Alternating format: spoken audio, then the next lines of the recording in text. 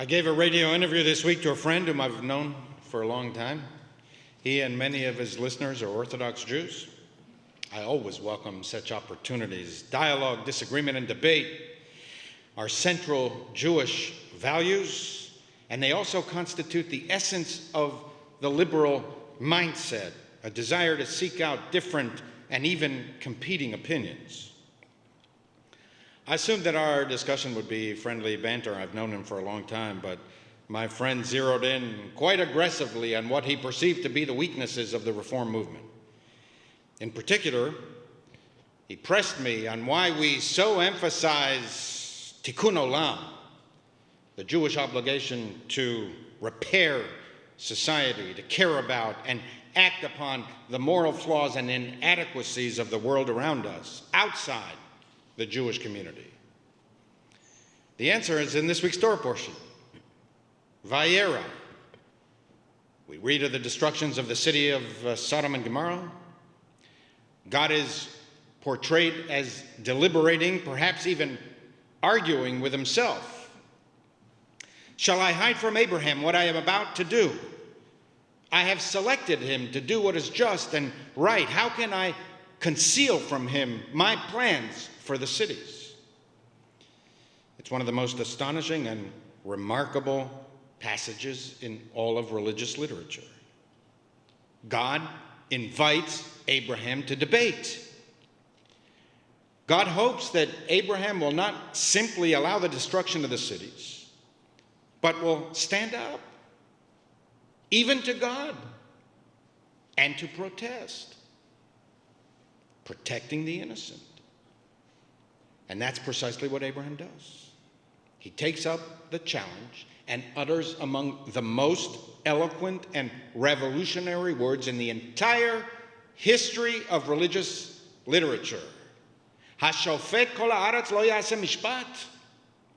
Will not the judge of all the earth do justice? Perhaps there are 50 righteous people in the cities. Will you kill the righteous along with the wicked? Will you not forgive the cities for the sake of the 50 righteous? Some theologians of other religions view this passage as the prime example of the downfall of man. The hubris of a creature of flesh and blood daring to argue with God.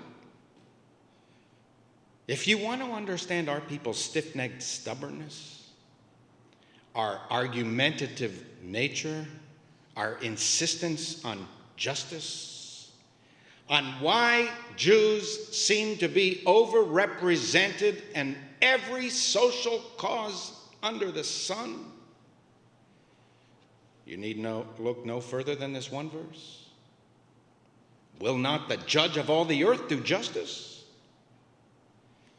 Abraham had little in common with the inhabitants of Sodom and Gomorrah. He could have stood on the surrounding hills and watched the fire and brimstone rain down on these cities as we might today watch a war on television. Bombs raining down on cities, high-tech missiles honing in on their targets. Why should Abraham care? He doesn't know these inhabitants of Sodom and Gomorrah. But he does care. That's the whole point of the passage. Abraham argues with God on behalf of people he does not know, and God invites and welcomes the debate. Judaism is not a one-way street. God commands and people obey. Rather, God wants protest for the sake of what is right. That's the point of the passage. Had the point been obedience, the outcome of the story would have been different. It would have ended with Abraham punished or smitten with a cautionary admonition. You see, this is what happens to people who dare argue with God. Eventually, Sodom and Gomorrah are destroyed. But that's because Abraham lost the debate. There are no righteous people in the city. The Bible is emphatic. The point of Judaism is to develop a kinship with all human beings, to protect the weak, to feel a sense of collective responsibility. God searches for the Abrahams of the world, not only good people, but good people who are prepared to fight for justice and to stand up for the weak and the oppressed. That's why we emphasize Tikkun Olam, the repair of society's injustices. It's not simply a reform value. It's a Jewish value at the heart of the Jewish enterprise since the very beginning of Judaism.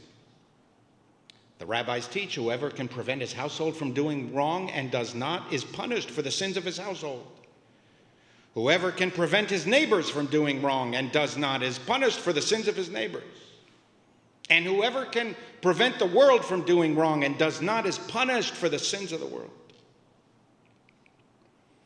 And thus I told my friendly radio interrogator, our synagogue is proud of our emphasis on Tikkun Olam.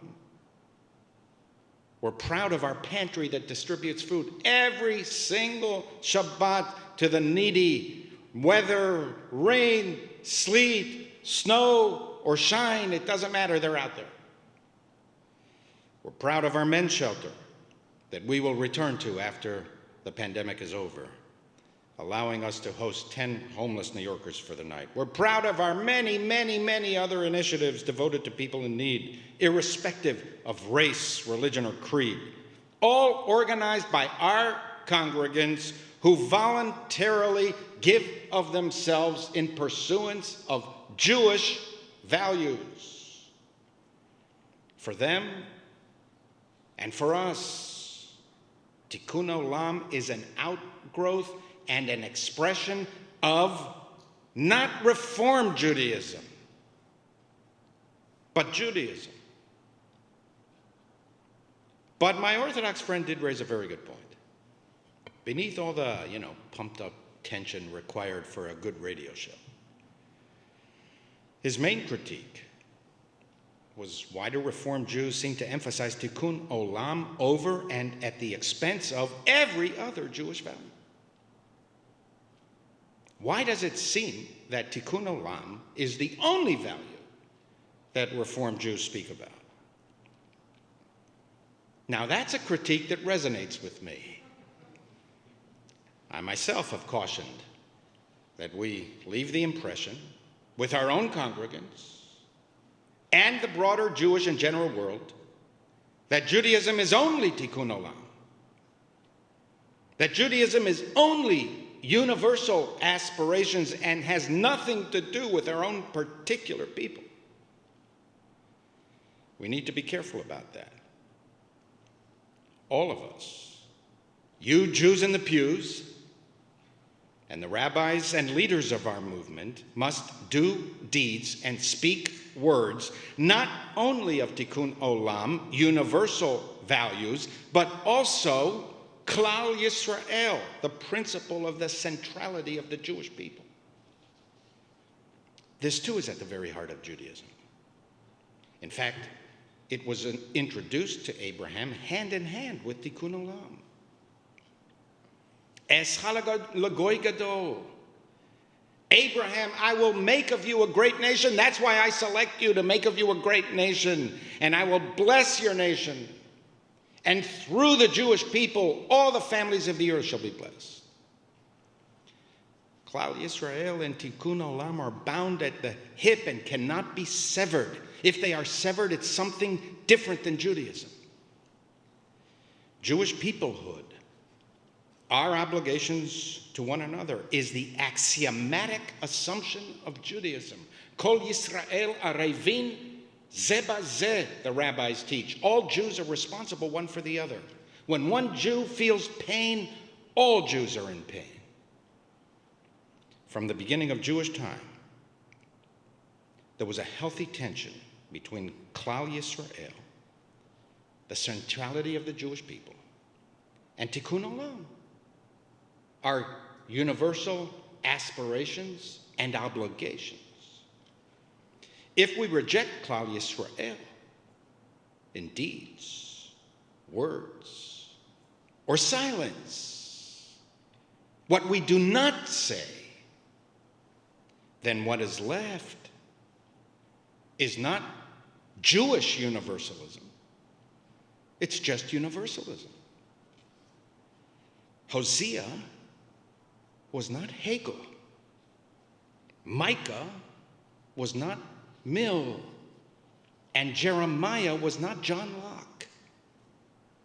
All of the Hebrew prophets, every last one of them that we love quoting for their universal principles, all of them were of the Jewish people, by the Jewish people, and for the Jewish people. All of them were anchored in the value of Klal Yisrael, the covenant of the Jewish people, which is the source, the fountainhead of our universal aspirations. Thus, the very Amos who insisted on the universal principle of justice, let justice roll down like water and righteousness like a mighty stream, was the same prophet who concluded his book with these words of Klal Yisrael: I will restore my people Israel, and I will plant them upon their soil, never more to be uprooted from the soil that I have given them. The very Isaiah who insisted on the universal principle, the poor and the needy seek water, I will not forsake them, was the same prophet who insisted on this principle of Klal Yisrael. But you, Israel, my servant, Jacob, whom I have chosen, my friend, I chose you. I have made you a covenant people, a light to the nations, opening eyes deprived of light. And the same Micah who insisted on the universal principle of peace, they shall beat their swords into plowshares and spears into pruning hooks, and nation shall not lift up sword against nation, and neither shall they know war anymore. That Micah was the same prophet who concluded his book with these, his final words of Jewish peoplehood. You will keep faith with Jacob, loyalty to Abraham, as you promised on oath to our ancestors in days gone by.